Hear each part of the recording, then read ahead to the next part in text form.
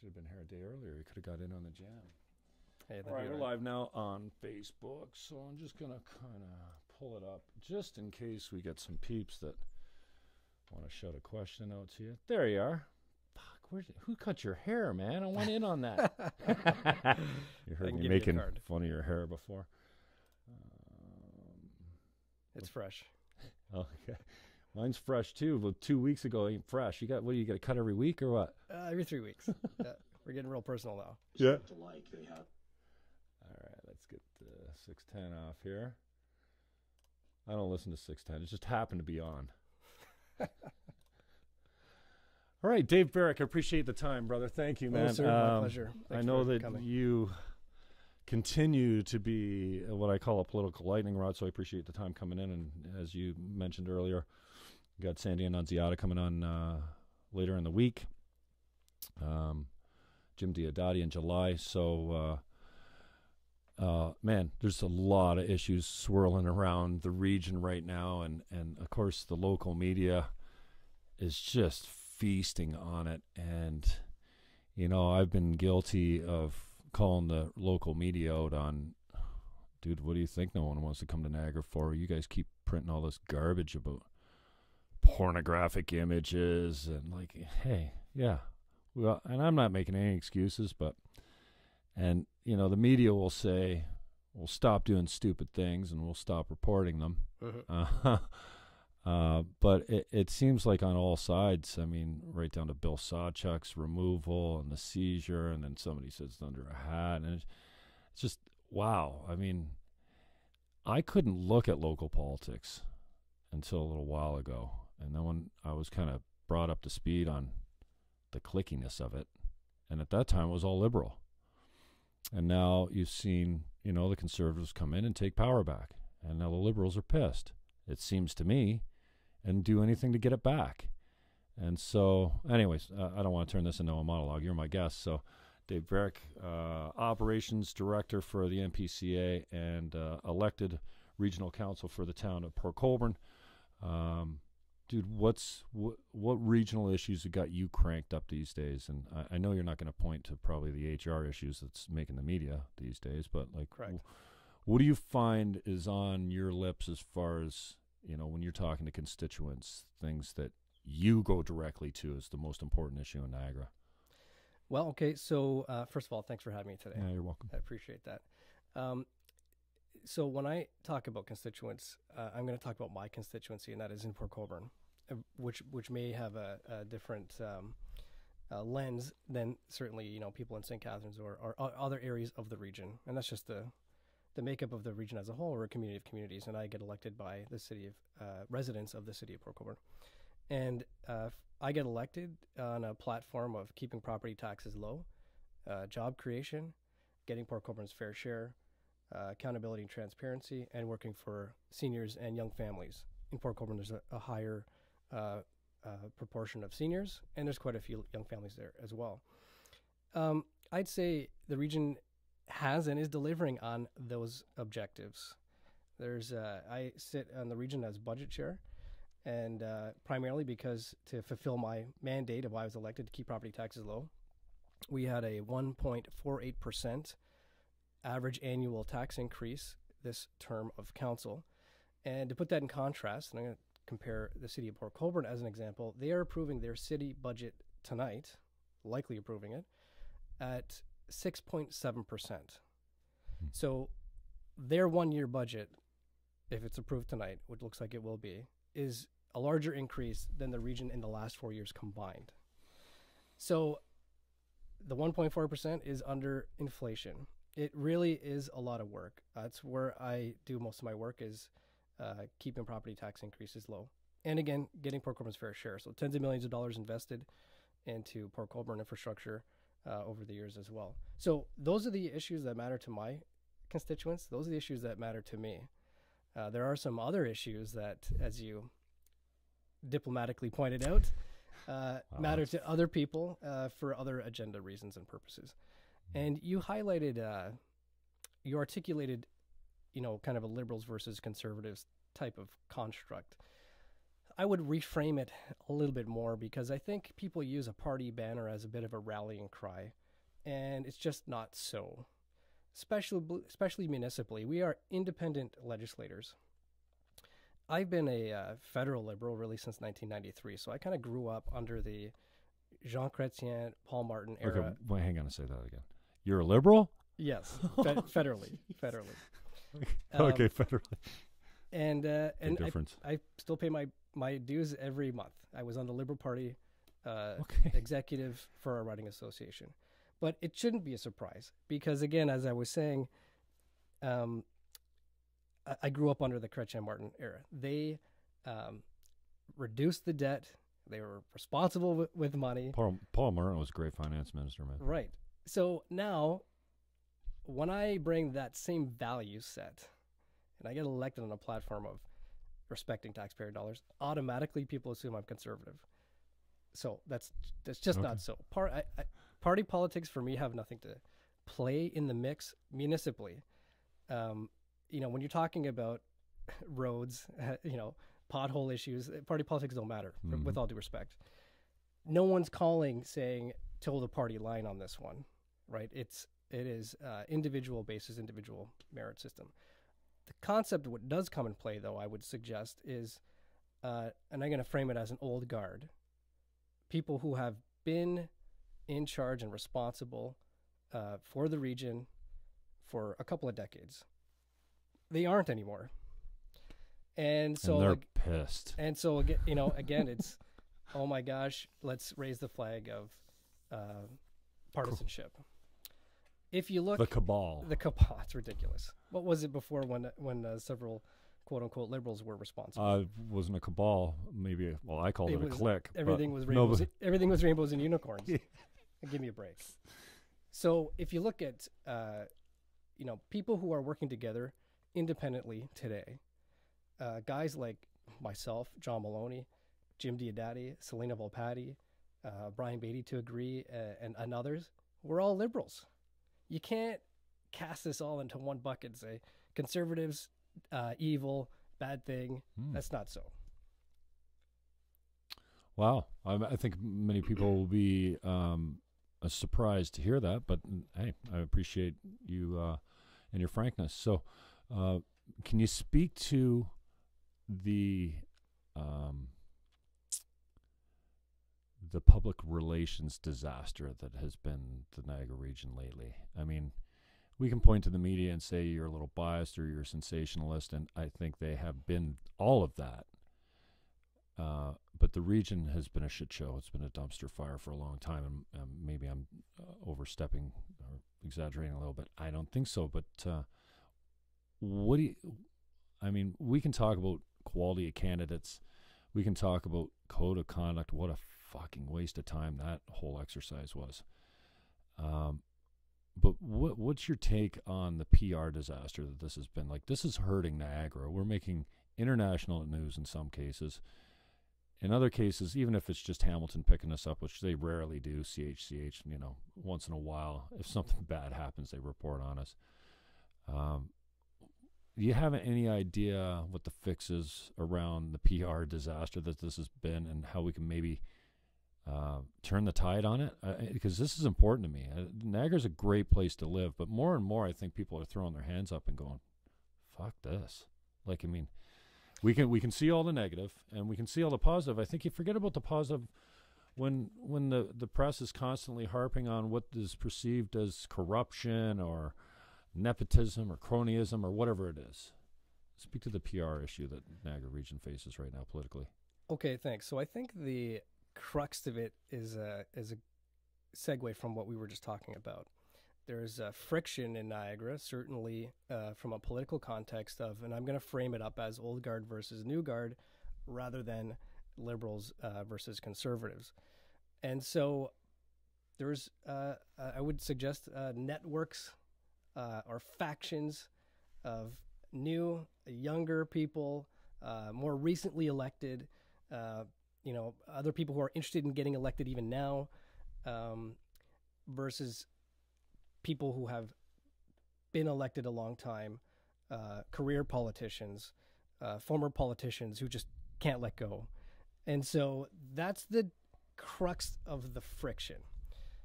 With that comes long-standing relationships.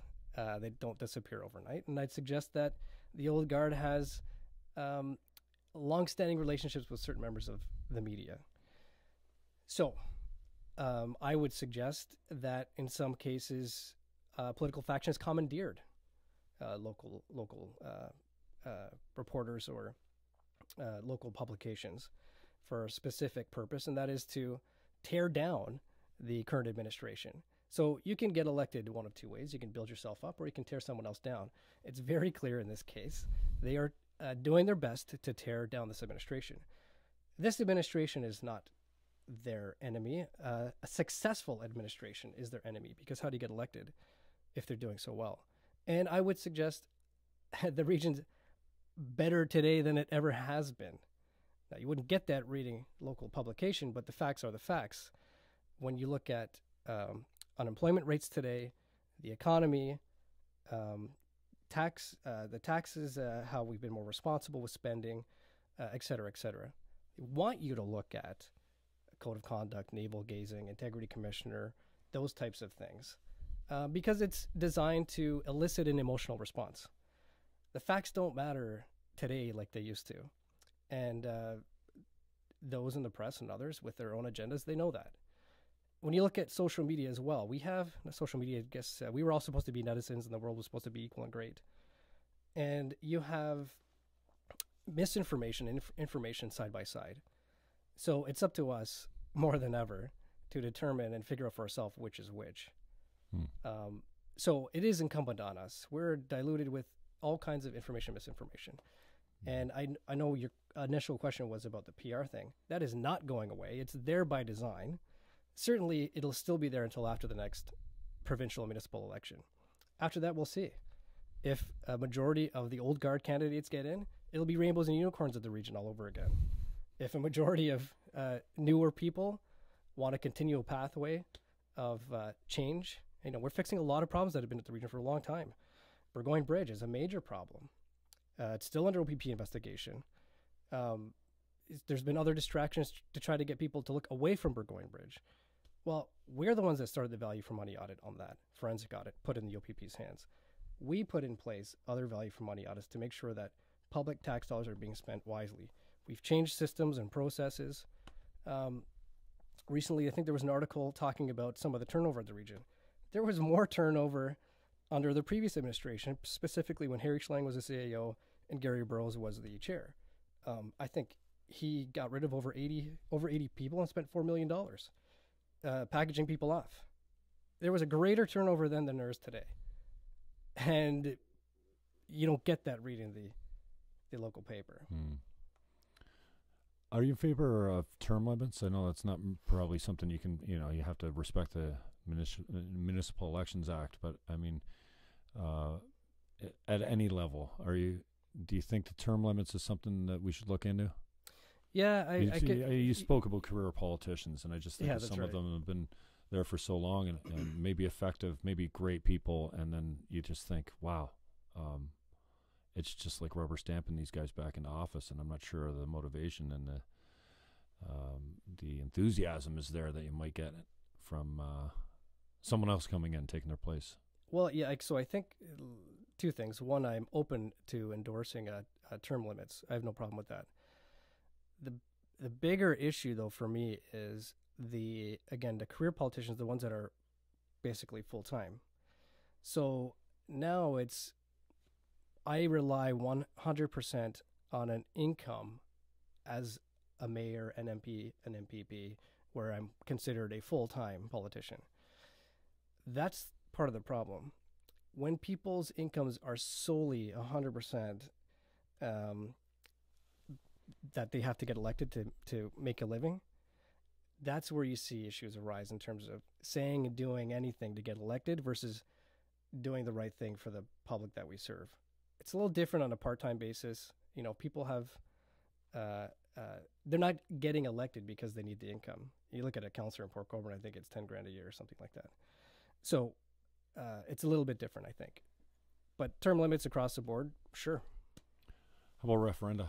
non-binding plebiscites. I mean, especially municipally, it's a very effective tool to gauge the pulse of the electorate with something that, you know, isn't going to hold the politicians' feet to the fire as far as, you know, following through on it. But at the same time, and I know Petrowski brought a couple a resolution at least forward that said, I want to ask these questions on the next ballot, and it, I don't know, got shot down, maybe just because it was Andy Petrowski, or maybe it was just a wholly and completely bad idea. But I mean, I looked at it and went, yeah, hell yeah, I want to know what people think about this, that, and if it's, you know, even if it's only 5 questions, it's going to be extraordinarily insightful, I believe.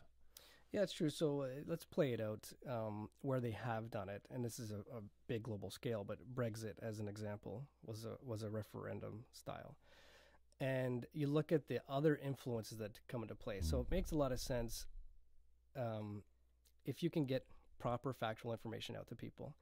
And a lot of our conversation so far is the challenges with misinformation. It's funny. There's a book called Weaponized Lies. I didn't make that term up, but that's what's out there. So they're designed to undermine. That's out there every day. So a plebiscite in the world we live in today, and you look at Brexit as an example, and some would use the Donald Trump being elected example of other influences that come into play to shape public opinion, so that they're not necessarily making properly factual, informed decisions. They can make any decision they want, but the assurance that I'd like to see is that the decisions are based on facts and information. And so the cases so far is that that's not the example. If you put something out there as a plebiscite, get ready for all kinds of misinformation being spread around. Now, that's our job as elected officials. It's not up to individual who's, whatever their day job happens to be, raising a family, to sit there and do their homework on every issue that comes forward. That's partly why we get elected. We're the ones that have to read the reports. We're the ones that have to weigh the facts and make informed decisions. So I don't know if that answers your question. Certain cases it might make sense, like directly electing a regional chair. And I think that was one of the items that Councillor Petrowski put forward at the time. At foregone conclusion now, the province has decided on their own. We're just going to do it. So that's one case in I'm not opposed to the direct election of the chair. I think there's problems with it, and there's pros and cons to both. I mean, but this is gonna turn into a huge election with a huge budget, and you're gonna have deep pockets to run for chair and win. I mean, you're not running from a little town. Well, maybe Fawn Hill. I don't know. maybe you are. I don't know. But it just seems like you better have really connected friends and really deep pockets to run. What's a budget of a regional chair going to go for? I don't know. But so I think there's pros and cons to that. But what I hate about it is I'm tired of the province shoving things down our throat. This is what you're going to do, including the creation of the region.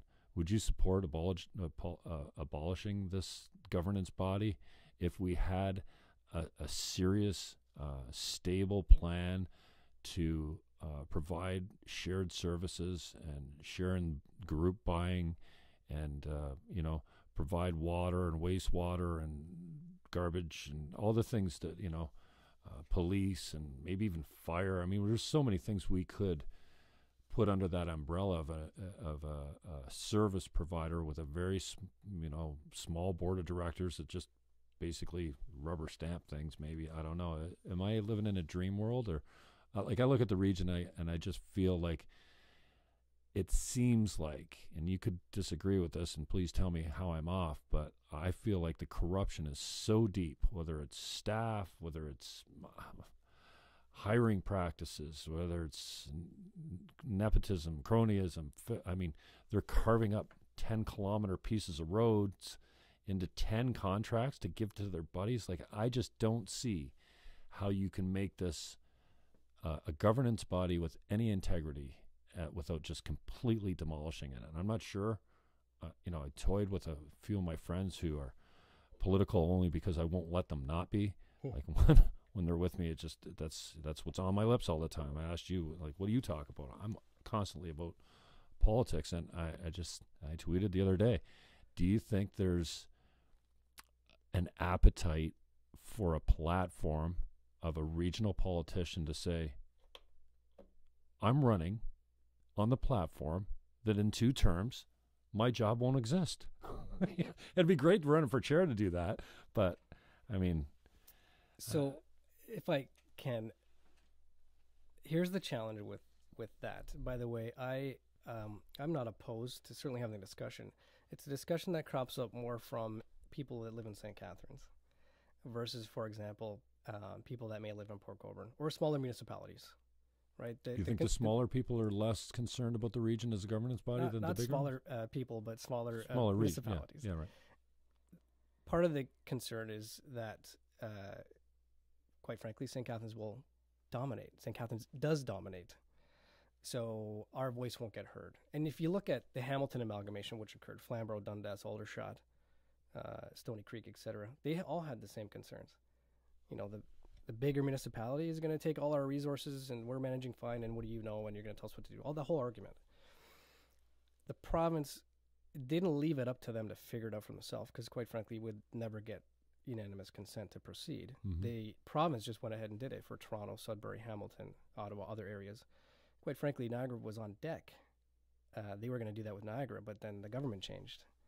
And so they left it out, and now this government says, you guys figure it out. Well, there's 12, 13 municipalities kind of in the region.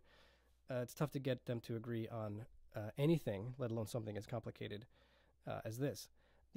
So if people want that, they should petition the province, number one, because the province can do it, rather than look at the self-interest of local municipalities. The other interesting dynamic is there's 12 municipalities. Every mayor, by virtue of being elected mayor, is on regional council. And by the way, not everybody knows that. Do you think the mayor should be on regional council? Wouldn't that be the first step in making it a more democratic institution by getting the big boys out of there that just want nothing but their own backyard? They're not voting in the favor of the people of the region. They're voting for their own backyard every time. And then they start voting in a block, too, which even concerns me more. It's not the mayors as individuals. It's the positions. Where you sit is where you stand.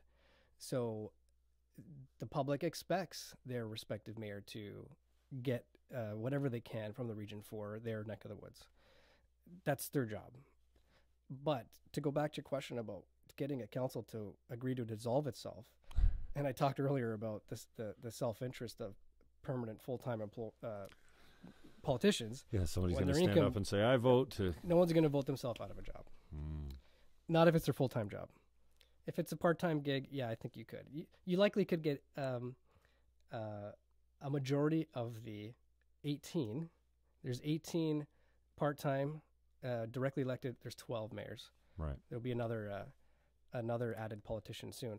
West Lincoln has added a seat. Of course. Which I voted against, by the way, because I'm not in favor of adding more politicians. Stop voting with my conscience. It really drives me crazy. I try to hate you as much as possible. Adding politicians to problems never solves them. I'm glad you brought that up. Dual direct, when it came, I mean, I got a list of things that we can talk about of wastes of time and resources. Are you a one Niagara guy?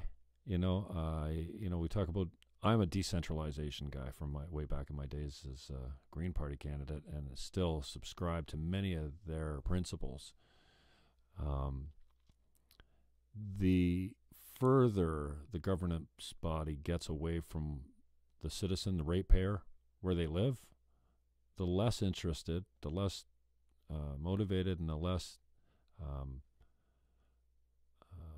intelligent that body can be about what the solution for those people could be. I mean, Ottawa's a perfect example. They don't know what's going on in Waynflete so much. I mean, they have an MP that's supposed to keep them up to date, but in reality, it just doesn't work. So the further they get away, so I've always been a decentralization guy. When Senzik championed this double direct, I went on 12 agendas in the region, first time ever, to speak against it.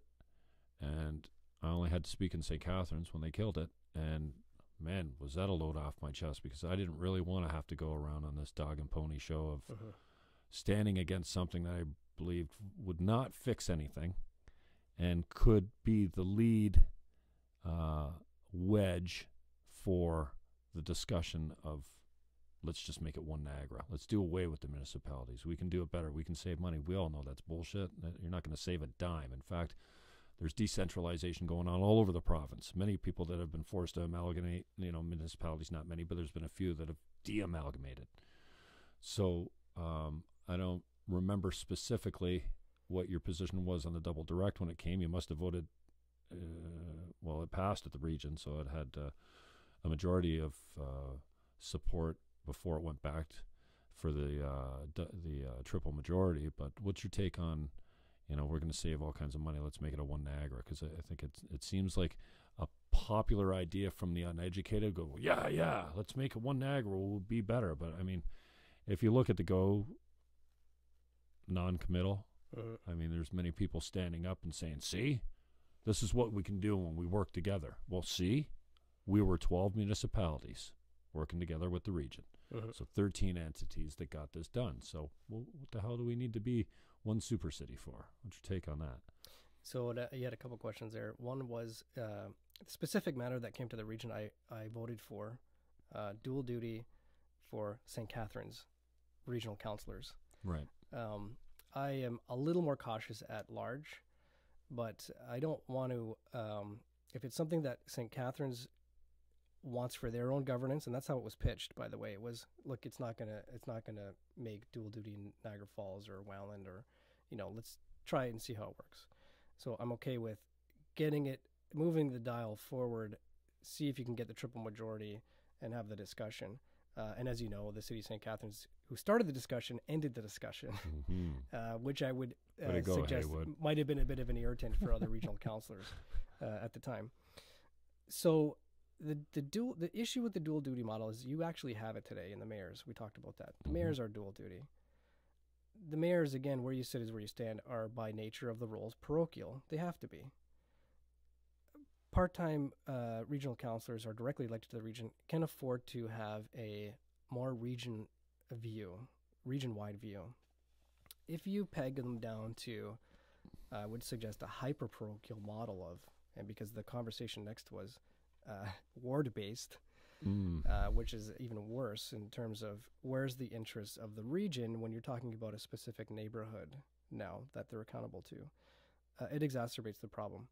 A lot of it, I think, is, again, we can keep talking in circles amongst ourselves. It won't matter. It's the province's decision. So people are better off contacting their MPPs or contacting the provincial government if they want to see that kind of change, whether it's one region or 12 municipalities. I remember there was a study done back in the 90s, I believe, where they recommended 3 municipalities, like basically kind of along the riding boundaries today. There was the Niagara River one, the Welland Canal corridor, and then West Niagara. So there were options presented then, and it ended up being status quo. So there seems to be a lot of time and energy spent in looking at options and kicking it around and this and that, but we always end up with a status quo because it's the decision-making framework that is the core of the problem. The province has to make a decision. We will not, it's by design, we will not be able to have that consensus moving forward because where you sit is where you stand. You could look at following the riding association boundaries or even school board boundaries, because then it crosses local municipalities. And then the conversation of not having mayors on. Like, would you really be able to get local municipalities to agree that their mayor's not on regional council? Would you really get a mayor who's a regional councillor to vote that way? So it'd be a lot of work, a lot easier if the province took leadership and made a decision on it. What do you, and you can't say GE or Go, what do you point to as successes on this is your second term on regional council, right? Correct. So what are you confident to stand and say, hey, we delivered on this? So again, because there's so many people that say, what have you guys actually done? And we could say it in St. Catharines as well. And maybe we got a lot done in the last 2 terms because there was huge infrastructure projects and there were some immediately important things on the agendas. I don't know.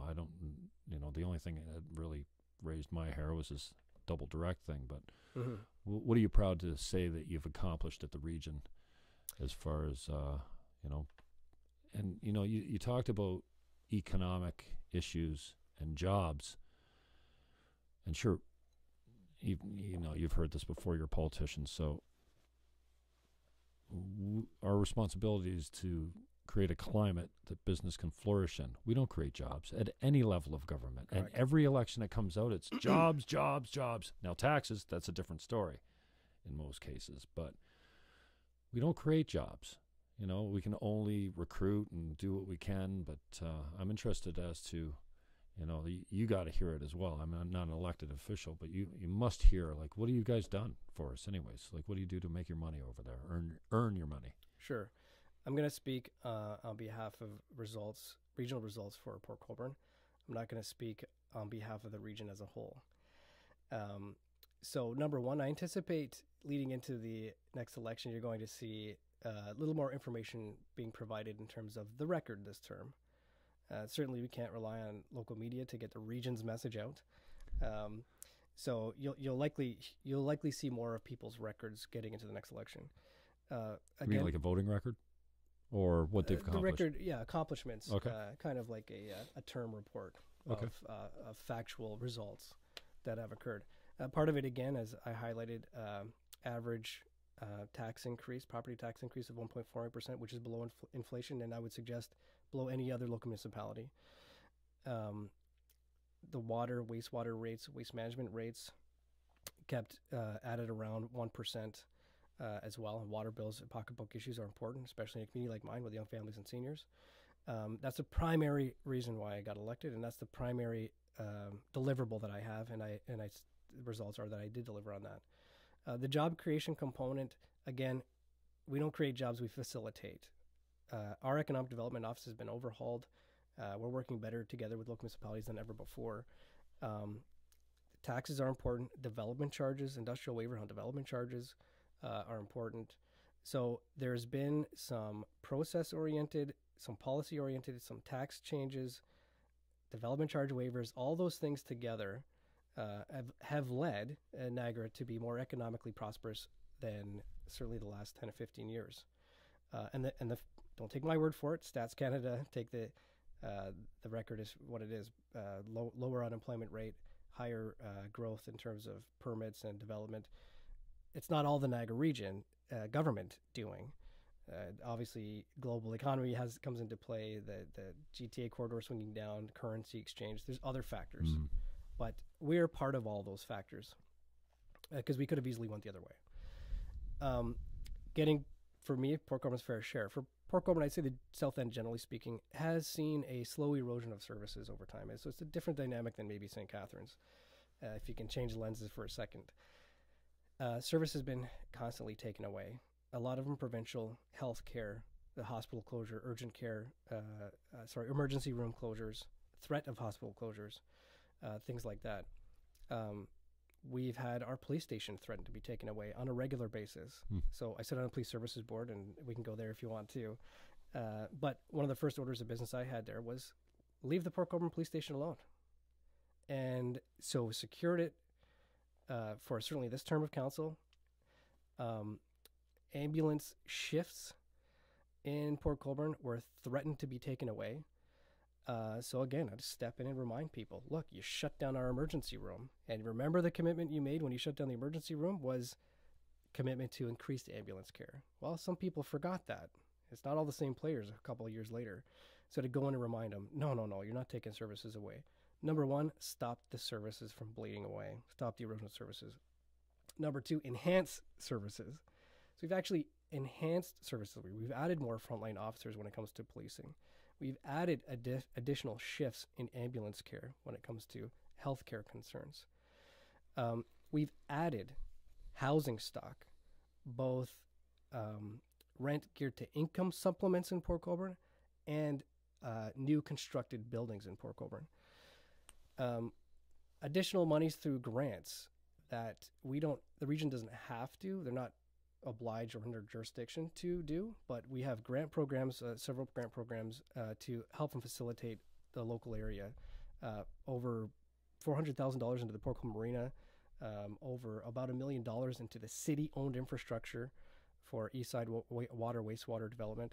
And on top of that, the regional infrastructure improvements. Again, tens of millions of dollars into regional infrastructure improvements, water, wastewater. in Port Colborne. Again, those projects maybe don't sound sexy, okay? Water lines and wastewater lines. But people have flooding basements, people's water bills going through the roof, seemingly. It is. That's the raison d'etre of government. Yeah, it doesn't, catch headlines, it's not fireworks and events and other things, but it's the basic reason of why we exist. So let's do that and do that properly. I'm glad you touched on emergency services in St. Catharines. 60% of our operating budget is fire and police. There's a lot of talk about this remuneration package that was for the chief forced out. Forced out is the media's term. I don't know. He had another term or an option on his contract. You guys didn't seem to want to pick it up as a board. Do you feel like we have to look at a better way of policing and fire services? And I've got nothing. Hey, I would never want to be a police officer or a fireman or a medic, a first responder. It's just I just don't have the temperament, or I don't have the stomach for it. So I'm all for paying those guys a good wage. But when you look at a $110 million operating budget and 60% of it's fire and police, is that just the way it goes? Or do you feel like we need to take a look at, like, who's going to be the guy, the first community to say, you know what? No, you're not getting that pay raise. We'll pay in the States, they got volunteer services in some parts, and cops don't get paid nearly as much as in the States as they do up here. I think they're close to six figures for the most part. $100,000 job. Not saying they're not worth it, but at what point is any community going to stand up and go, okay, we just can't afford this? So this police board did do that with respect to policing. So I'm not going to touch the fire service stuff, especially for St. Catharines, because I'm just not aware of what's happening in St. Catharines when it comes to their fire service. But I can speak to the police board and the police service. If you look again historically, because you can apply history moving forward of the trajectory of where we've been and where we were going, if left unchecked, is a path of unsustainability. The police service budget was growing at a rate of 2 times, in some cases 3 times that of the Niagara region's budget. So it was outclipping significantly. It might have been about $80 million 10, 15 years ago to $145 million real quick. The bulk of that is salaries, which are pegged to union, association, collective bargaining, which is governed by the province through provincially legislated arbitration system. So you talk about the ability to pay. The ability to pay argument's been done over and over and over and over again with little to no success. Why? Because municipalities, police boards, they actually budget for kind of a worst case scenario. And when they go in and they say, we don't have an ability to pay, they say, aha, sure you do. You got it right here. You already have it in the bank. You already have it aside. So we'll take that. Thank you very much. Doesn't carry a lot of water, right? The ability to pay argument. Not with this current system. The region has acknowledged as a whole that the arbitration system is broken. And there's other political reasons for that. And I would say an alliance between this provincial government and public sector unions. So it's that way, and it's that way by design. Keep public sector unions happy so Liberal MPPs can get reelected. That's one of the core reasons. What they will tell you, because I've been to Queen's Park and I've talked to various ministers of labors, they say, figure it out amongst yourselves. That's their go-to answer. They're not interested in fixing the issue as it relates to the people that pay the bill. And that's you and me and homeowners and property taxpayers. So historical budget increases for the police board was in the 2003 to 2006 term was 30% that term. The term after was 18, the term after was 15. This term is 9%. So there's significant and real improvement, and I'd say much more sustainable today than previously, and the record says that. When you look at arbitrated settlements, they were always in the range of 3 to 4% year over year compounded. This arbitrated settlement is on average under 2%. So they're about 1.9% across the board. Again, if you look at the graph chart, it shows a downward trajectory like this. Part of why we were able to do that was while we did put some money aside, we didn't put the worst case scenario money aside, so that they couldn't say, "Oh, look, you already have it budgeted." And that's probably what they did before. They would raise their budget 5%. Arbitrated award will come in at 3.8%. Guess what they do with the change, the difference, the 1.2? They keep it. So I want to be more transparent about where people's money is going, and actually have credibility in the argument of we just don't have the ability to pay. So they couldn't point and say, yeah, sure, you've got a budget, because quite frankly, it wasn't clearly set aside in a pot of money. So now that the settlements come out, we can right the ship again, and that's why you've seen articles about this police deficit, because it was tied to an arbitrated strategy, which was successful, by the way. And so we did have some money in reserves. And if you look at the region's 2017 year end, we ended with a surplus inclusive of the police deficit. So the benefit to the taxpayers is more sustainable policing services. And by the way, I mentioned earlier, more frontline personnel. We've repurposed some positions to put them on the front line, and we've added some new positions by putting them on the front line, all well within the better financially managed framework. Again, it's about doing better with the resources you have rather than always adding more resources and adding more resources. Programs and services that were important 20 years ago that are still in play, well, maybe there's different priorities today, and there are. So it's having those conversations and rolling up the sleeves during that process. The arbitrated collective agreement process was a couple of years, a lot of work. This stuff doesn't happen overnight. So I don't know if that kind of answers your question a bit. Typical politician. Have you ever leaked a confidential document in out of a sense of fairness or democracy for, to the media, to, this needs to get out, and I'll do, because obviously on both sides someone's leaking stuff to local media. I mean, someone leaked the bridge report. I happen to get, I think it went to the media first, because obviously the Standard wrote all about it. The local 610 reported on the Standard's report. I got my hands on it. I put it out there. And is there still people named in that report that still work at the region? I'm not gonna comment on that confidential report. Okay. Yeah. You ever leaked a confidential document thinking that this needs to get out there for the sake of the public? Well, let me put it this way. What I find interesting is the dual nature with which the whole conversation is viewed. Number one, you have some reporters who openly put in their publication, leak stuff to me. Yeah, I just saw it. Well, I'm not supposed to see the tweet because here's I'm blocked, but I swear I just saw a Granville Flash tweet saying, here's my email if you want to leak something confidentially. Correct. So here's how you do it. Give me the information. Here's how you do it.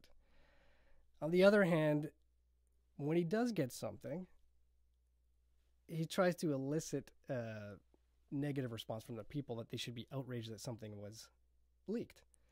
So you're encouraging it on the one hand, and then you're, so it suits for you if you get some information, but you're going to be quiet about this one or quiet about that. So it becomes very discretionary. So I don't think that's fair to the public necessarily. Everyone has a different sense of what's important for whom, but confidentiality is confidentiality, land, legal, labor, etc. So there will be more news coming forward about an integrity commissioner complaint being filed about this matter, and I'm happy to speak to you further when it comes out later. But it's not up to me to decide. It's confidential, but it's okay. It's innocuous. It's not going to hurt anybody. Blah blah blah. You times that by 32 counselors, and all of a sudden, you don't have anything that's confidential anymore.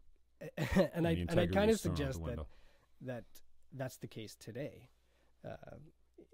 We have staff giving us verbal updates because they don't want to give us anything in writing, email, or hard copy because of what's going on. So the environment with respect to confidentiality to the region isn't very good today. I'd suggest that there's always been leaks. both local, municipally, and regionally. They've always been there. Maybe what's different is reporters actively getting it, putting it on the front page, bragging about how they get access to all kinds of information, and then on the other side trying to smear somebody else for leaking information. Until a judge drags you until you get dragged before a judge that says, name your leak. Didn't that just happen in Quebec? Getting the press to rat out on their confidential informants. What a great move that is. You spoke about reserves. 250 plus million in reserves? Correct. That's a fat reserve, man. What? I don't understand at all the economics of it. You're in the budget committee and have been at different levels. What the hell do we need $250 million in a rainy day fund? Well, I'm going to add to that. We have another 140 million or so deferred revenue. If you add reserves plus deferred revenue, it's over $400 million. There's a couple of reasons for that. One, and I've said it before, it's historical overtaxing. So you tax more than you need, and you generate these surpluses. Wait a second. Did you just say we're overtaxed in Niagara? Historically. Oh, yeah, okay. Regionally, historically. But certainly that's not the case today. Those reserves don't get built up overnight. Those reserves have been built up over a significant period of time, both partly by design, number one, and both partly because of possibly efficiency in operations that relate to surpluses. 250 sounds 100 million is a lot of money, but when you compare it to a $2 billion 10-year infrastructure gap, it's not a lot. A lot of that money is water, wastewater reserves. So it's off the water bill that you pay. It's overbilling. Versus some overbilling, yes, and historically for sure, but also partly by design. I mean, the region, and I think the city of St. Catharines, they added a capital levy on purpose. Because it's coming. We know it's coming. It's coming. Massive water issues, wastewater issues, infrastructure issues anyways. You look at, the region's plans for a new water, wastewater facility for South Niagara Falls because it's growing. That single project is over $100 million. One project. But you multiply the, over 10 years, the region's capital requirements, it's over two. So if you believe in those numbers, by the way, I've always been a critic of scrutinizing the capital budget, the 10-year plan on a go-forward basis. So even if you cut that number in half, it's still a significant challenge to be grappling with. So that's a lot in reserves, but but it's planned to be used and used properly, and it should offset future debenture payments, future tax increases, and things like that. But here's what I find interesting: the critics who weren't happy with what they thought was a perceived year-end deficit coming forward. Were criticizing the potential financial mismanagement of the region because they thought there was going to be a deficit. Turns out that it was a surplus, $900,000 surplus on the tax levy, by the way, which on $1 billion budget, it's pretty close. Regional staff have been given awards for accuracy in budgeting in the last couple of years. So when you take it as a whole, it's quite accurate budgeting to actuals. But when we became a surplus, the critics who thought it was a deficit, now what do? They change the channel and say, oh my gosh, now the surplus is a problem. The deficit's a problem. The surplus is a problem. Well, pick one. It's like the Groucho Marx line. If you don't like my principles, that's okay. I have others. There's no consistency in attacks from, by the way, sometimes the same individual critic. I get they have their own agendas of maybe trying to get elected themselves, but be consistent and have a set of principles. So that reserve, I think you'll see every year we have discussion about how it gets spent. Right. And if people think that's a problem, then it's a good problem to have. Let's touch on the news hitting the paper. It's all over the media these days now about HR hiring practices. You've taken a few arrows on this one too, about taking a position that wasn't tendered or whatever, not openly competitive for, and now Carmen D'Angelo is kind of the same boat, leaks, candidate names leaked. Obviously, the the image of impropriety stands pretty strong. You know, I don't know if there's a portion of that the media is not reporting on. I frankly try and not look at the media because I can't stand to read most of it, but you can't get away from it. So what's going on here? I mean, there seems to be some serious competition for that CAO position. It seems like the least experienced guy got the job. It looks like it's insider favoritism or whatever label you want to put on it. But I think this is what drives people mad. One, I think they're a little envious they're not getting their piece of the sugar. Like, to be honest, I think anyone would say, yeah, I want a plum position that I, didn't work for, didn't deserve, wasn't qualified for. I don't know Carmen. I don't think I've even shaken his hand. The first time I saw him in person was at the Region a couple of weeks ago when they did that art installation, and it was really well done. The place was packed. Saw a number of counselors and chair and what have you, but it's the first time I ever laid eyes on the man. I don't have anything, an axe to grind, but when you look at that, you go, man, this is what sends me back to this position of thorough corruption. Like, how do you get around the news of guys are getting good paying jobs without having to really compete against the strongest, or competing against it and winning against the strongest qualified candidate? So you have a couple of things there. And part of what you've just stated is the inference that is being purposely pushed out by design. In other words, HR matters by their very nature, legally, legislatively, are confidential matters. In other words, for you to talk to me about a CEO recruitment process, number one, I wasn't part of, but number two, it's confidential and I can't speak to it. And reporters know that. What that does, though, it allows a vacuum of information and conspiracy theories to fill the room, fill that void. So I'm going to talk a little bit high level, cognizant that I certainly can't talk about details. You mentioned my process, and I want to be clear. I'm not a spokesperson for the NPCA. It's my day job, and I'm an employee there like any other. And I did go through a competitive process for that position, to be clear. Secondly, I got that position January 2014, and we had a quick chat right before we went live. January 2014. I got re-elected October 2014. No issue, right? So what you're saying, if the electorate had a problem with how you got the job, they wouldn't have re-elected you to the post? People were trying to tie the two together at that time. And again, the public doesn't care about that. They care about how their taxes get spent. They care about service delivery. So there's other agendas that will, use. And by the way, it's very dangerous. And you're going to have to bring me back if I get off a tangent here for a second. When people criticize part-time politicians or anyone who's interested in coming into office for their day jobs, number one, I've always had a day job. I originally got elected in 2006. In that time period, about 12 years, I've been a sole proprietor, worked in the private sector, worked in the nonprofit sector, and worked in the public sector.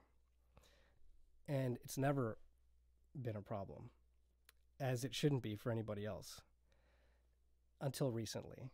And I'd say because it's a height of a distraction. If people have an issue, not only with me but others, come after me on my record as a elected official, not my day job.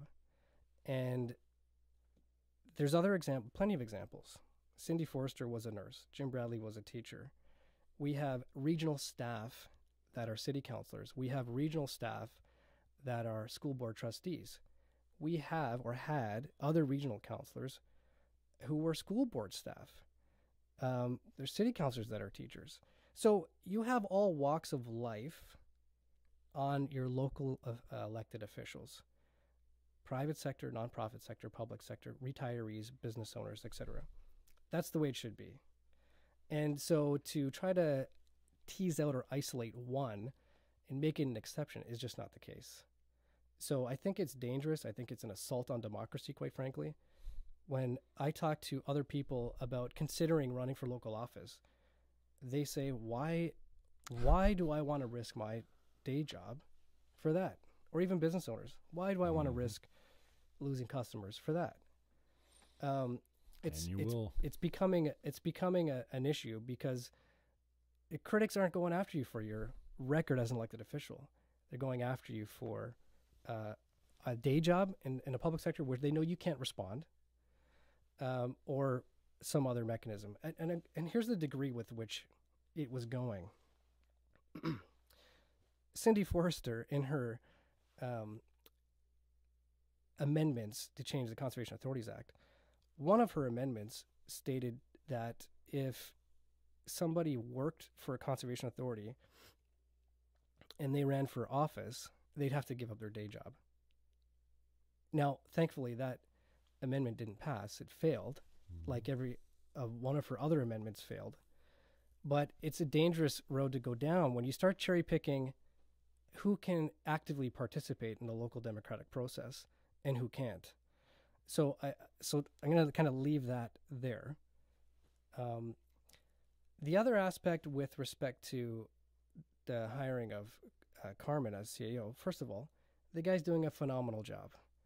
And for critics who have an issue with, I'm going to call it the administration, so the chair's office, the CAO perhaps, and others, come after the elected officials all day long.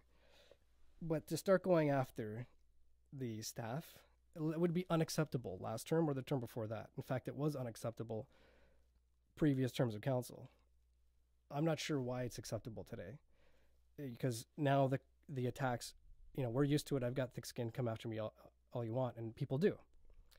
It's part of a healthy debate, I think, when we challenge each other on public matters, what we were elected to do. It's unhealthy when you start going after people when they can't respond, such as people in their day jobs, like Carmen, like Rob D'Amboise, like myself in my day job. So it's unfair to them, I think. There was a lot of rumor, innuendo, conspiracy theories published in the article that you referenced. There was a quasi-made-up kind of silly org chart thing that they put up there in a hard copy paper. What's the HR professional doing commenting on this at all? Well, again, look, this stuff is... It just seems like that would be the time for them to shut their mouth, but they just seem to be only too happy to comment. Yeah, so it doesn't help to the overall discussion. And look, there will be more discussion this Thursday at Regional Council. I have no doubt about that. You'd be going for an extension on that curfew for sure. But look, I mean, there was... I'm going to say it's public. David Oakes is the Deputy CEO for the City of St. Catharines. Many would say that was preordained months ago. In fact, that position was created... David, talk about trajectory. Was specifically boys have created a pretty good person. one. Well, look... Get me clear on this one, though, and we can go back to David if you want, but I mean, I can't... Maybe I don't understand it in reference to Carmen. Sits on the NPCA as a member of Hamilton. Takes a leave. Accepts a contract to create the terms of reference for the CAO's position. And then wins the CAO's position. You don't see a conflict there? Like, how can that not be a conflict? Just because he stepped off the board, do I have the story right? And then he gets elected CAO of the NPCA, and then hardly a lateral move over to the region. Like, do I have it wrong, or is it... So I don't know if you have it right or wrong, to be honest, because I don't know if he did do a terms of reference for a CAO or not. I think that's a really good question for the chair of the NPCA versus, again, my role there as a staff person. Your situation, similar from the standpoint that you had a relationship with the NPCA before you got your job. You were on the board, right? Correct. Now, Tony Quirk came on this show and said, I got no problem with it. Sometimes the board member that sits beside me or what have you is more in touch than any outsider could be as far as what the role of a director of operations might entail. I look at it and go, dude, it's fixed. The guy's on the board. He gets a fat job. I mean, you do pretty well as far as compensation goes. And again, even for a guy like me, I've only come around on you recently because you've stood up for a few things that were very important to me. One, this integrity commissioner thing, you spoke all the right words. I don't think we need a freaking integrity commissioner. In fact, we don't even need a code of conduct. And if the code of conduct does not respect the charter, and that's why I was kind of on Andy's jock as far as, I think you're onto something here. Now, he blew it all up, which is, Petrosky's style. I have a belief that the code of conduct should respect should respect the charter. And the fact that none of them do in Ontario is a problem. And I thought Andy, with his strange way of getting things done, was onto something that might actually help. And in my vision, it was like, okay, if you take this on, you could have a standard code of conduct for the whole province that respects freedom of expression, freedom of religion, and everything that all the subsections that the charter guarantee, whether you like the charter or not. But going back to your situation again, I've come around on you only because I think we share some political. I don't know. I disagree with you on a lot of stuff too, but when it mattered, I seem to be agreeing with the Bart Maves. Jim.Fannon agrees with the Bart Maves, but I mean, you can't find a process issue that he's not educated. Like, he knows more than everyone in the room when it comes to a point of order, usually. I look at Tim Rigby, and God bless him, I love Tim Rigby. How long's he been there? He's still standing up and going, "Oh, what's going on?"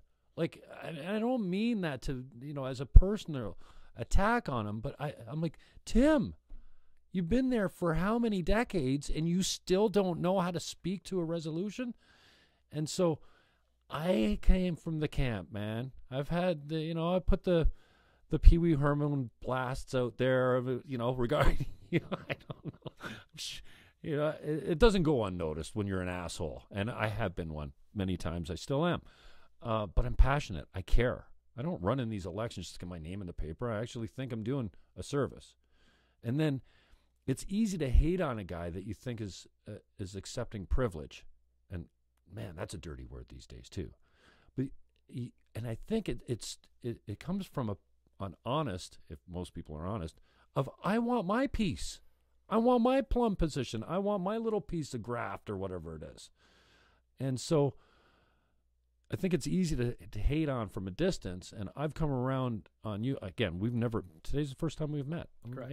We kind of Facebooked here and there, and, I'll shoot you a message during council one Which time. I appreciate. Yes. Don't pick your nose on camera. It's not I good for wasn't. politics. Yeah, to be clear, I No, wasn't. but I did. I think I sent you that message. You Don't did. do it. You did. Go knuckle deep, man, because I'll catch you. Don't make me watch this stuff, because I have to watch it. I have to know what's going on. I have to know what these guys, which way they're voting and stuff like that. So I was a hater, a hardcore hater, and you've got a few of them, and you're right, probably from the standpoint that you keep getting elected. You're always going to have haters. You're going to always have the press that takes the sensationalist angle. But I know I can't speak to Carmen's appointment or whatever you call it. You're appointed as well. So how do you take something that you're intimately knowledgeable about? You got an inside track. You might even know someone on the hiring committee. It doesn't take much of a wink or a nod or an elbow in the ribs to go, dude, I'm your guy. Hire me, and we can all be friends again. Yeah, so let's back up to the process side of things for a second. Being an individual who has experience on a particular board that is applying for a role in that organization happens all the time. And it can. And they do. And people get hired regularly. I think You don't see that as a conflict? No, wait a second. So it happens often because process-wise, it's allowed and it's applied. And there's values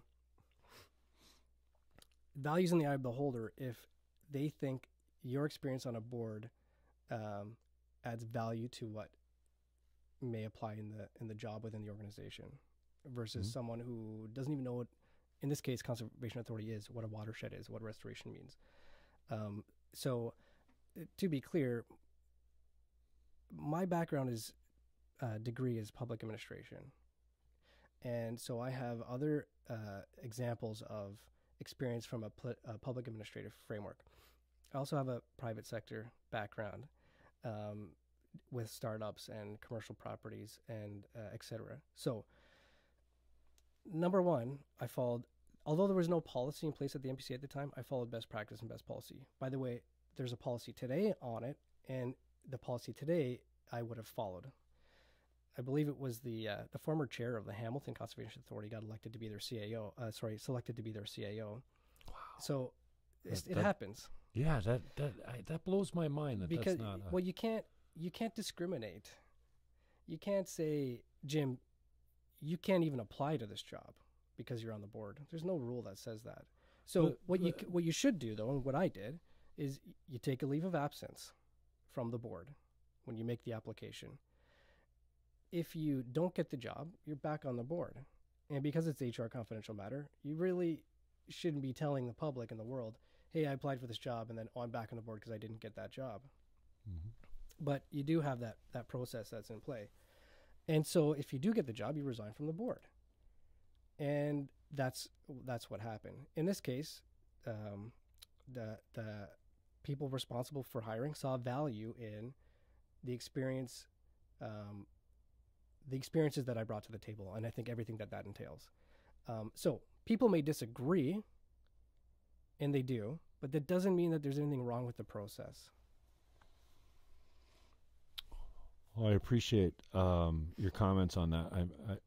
I don't know how it can't be a conflict of interest, and especially when whatever the code of conduct or whatever it is that you signed says you're not allowed to, by sitting on this board or sitting at this council, you're not allowed to receive any personal gratification, for lack of a better word, or any benefit from sitting here. And I used the example of the chair being hired as CEO. Well, that's a benefit, clear and present. So I'm not sure. And Tony made the same point. And this isn't my field of expertise. Certainly, I'm just talking about how the public looks at it and goes, "Hey, that's not cool. He's on the board. Then he gets hired at that's inside job, And so, and again, there's people that have their own agendas that fan that flame. There's no doubt. Mm-hmm. And I can tell you, I've had other offers around that time, and I've had other offers since then that would pull me away from the position that I'm in. The reason I took it, and the reason I am still there now, is because of the my passion for public administration and working on behalf of the public and the taxpayer versus purely private sector, and the goal is make money. Mm-hmm. The goal in public administration is a little different, and it's service delivery on behalf of the public. So we made a lot of improvements in that organization, and that was one of the reasons that I was brought on. And part of it is making our parks profitable, putting them in the black. They were all being subsidized. They were all in the red. And so you see recently that the board, in their wisdom, has had the ability to have a 5% budget reduction. Well, you don't have that ability unless there's other things happening internally that allow those options to come to the table. So, again, people can agree and disagree with HR Pro, and this one, by the way, is about 5 years ago. And I would suggest the only reason people are talking about it is because of my other hat as an elected official. Again, regional employees who are city councilors, regional employees who are school board trustees, this is not uncommon. If you look across the province, other people who are other boards have gotten day jobs within those organizations. It may be a flashpoint and people fanning the flames on it, and I'm fine with the discussion on a high level. The issue is I can't get into detail about my day job because of the confidentiality of certainly the hiring process, number one, and the province's Information and Privacy Protection Act legislation exists for that type of thing. So, in other words, if we were to have a fulsome conversation about my whole resume, or someone else's, or Carmen's, there's privacy protection legislation, Mm-hmm. and the unfortunate part again is it allows other people to fill the void with conspiracy theories and things like that. Yeah. And again, I don't want to beat this to death, and I appreciate your take on it. I don't claim to have all the answers. In fact, I think that's a pretty dangerous stand to take, is like, yeah, that's my way or whatever. But I just, you talk about taking a leave. I still see the potential, in fact, the implied conflict of having a relationship and having the phone numbers of all your fellow board members and possibly the hiring committee and saying, dude, I stepped off. I've applied for the job. I'd really appreciate your support on this.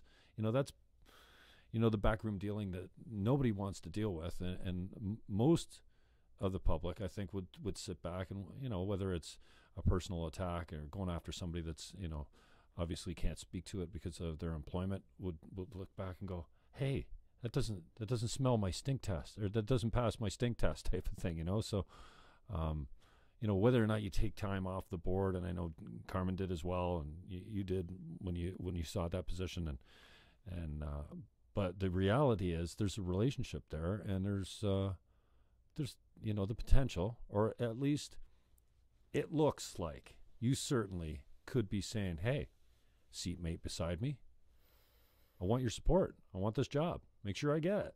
And for that guy to say, yeah, I work with you. I know you to be a decent guy. You certainly know the ins and outs of the job position. Yeah, I'll put you in that position and feel good about it, and not ever second guess their potential conflict when the public goes, oh yeah, that's a total conflict, whether or not it happens on a regular basis or not. The CAO makes the hiring decisions, right? And so, there's a lot of inferences, and again, I'd suggest conspiracy theories and, the cabal type mystique that has been purposely created around this type of stuff. Mm-hmm. But, public administration is public administration. People can disagree all day long, and they do, but that doesn't mean there's something wrong with the process. And I'm going to keep repeating that because when people disagree, they attack the person. They make up conspiracy theories. There's nothing wrong with the process. The same process has been in play, for the last 40 years or more. So, trying to get to the crux of your question. Nobody was complaining when the appointees and all the jobs are going to the Liberals. Well, and that's when I started paying attention to local politics. All the people in power, all the staff members were all Liberal appointees or liberal hires or what have you. Talk to me a little bit about where did this change in, or maybe I'm off here, correct me if I am, the change in mandate for the NPCA become pro-business and not conservation? I mean, it's the Niagara Peninsula Conservation Authority, not the Niagara Peninsula Pro-Development Authority. And we can talk about Thundering Waters and stuff like that, but so when did this switch, and where did that mandate come? Who put that in place? I'm going to give you the bureaucratic answer because I'm a staff person. Right. Okay. So we follow the legislation. However, individuals want to interpret it. Individuals can interpret it. We follow the legislation, and I would suggest you ask that question to the NPCA chair, who's coming later on. But he's very savvy as well. Oh, more so. More so. Yeah. He's a regular on a radio, so he'll be. And he runs his expenses right down to the taxpayer to drive to CFRB. That's snake. It's great publicity for Niagara. I agree completely. Do you know how much advertising costs on CFRB? No, I don't know the numbers, cannot believe, and I'm not a Sandy Annunziata honk. Far from it. I like Sandy. I will give you that, but I have all kinds of political differences with people. And I appreciate a guy like Sandy, and maybe you, where I can say, you know what? I couldn't, but I still appreciate who you are as a human being, as a man. Not to be sexist, but I'm a guy's guy, and Sandy is certainly a guy's guy.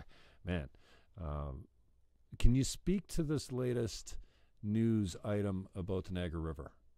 I guess maybe not because you're a staffer. What do you know about that? Yeah, that's NPCA chair question, because that is 100% a board prerogative. Okay. Yeah. And what was It was a designation that this volunteer group was looking for? I believe so. Okay. Sorry, I'm not really So helping you with that one. Stick to the regional issues. Got it. Chair issue. I guess the lawsuit of Ed Smith from the NPCA is a chair issue as well. Yes. Okay. Yes, especially in a legal matter. Yeah. What do you think the small steps, accountability, or do we have it? I can't stand here and have you answer every question by saying there's systematic corruption in the media and it's a conspiracy against the new regime. That gets tired as an answer. I'm not saying that you're using that answer for everything, but Yeah, to be clear, I don't believe I use that answer for anything. okay. I'm pulling a Kathy Newman on him. Yeah, wait a minute. So what you're saying is, I think I hear a common theme with some of your answers as to, it's not political left and right, it's old versus new. I think there's a lot of people that are tired of political answers and they want more accountability.